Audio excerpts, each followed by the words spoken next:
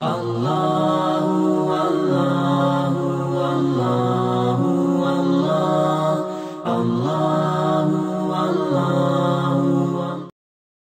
زمانہ وہ آیا، آپ سب جانتے ہیں، کوئی بہت طویل زمانہ نہیں ہوا اور قریب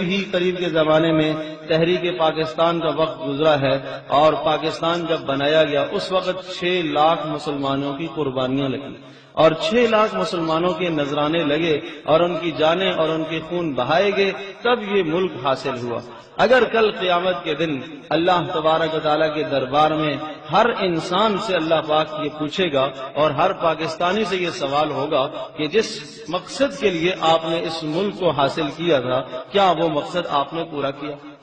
کیا یہ ملک اس کام کے لیے حاصل ہوا تھا کہ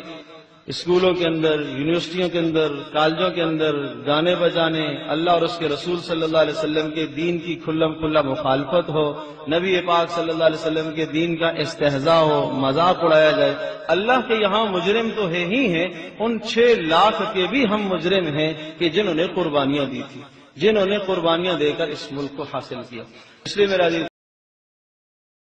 ألا كل ما هو آت قريب وللأرض من كل حي نصيب وللناس حب لطول البقاء فيها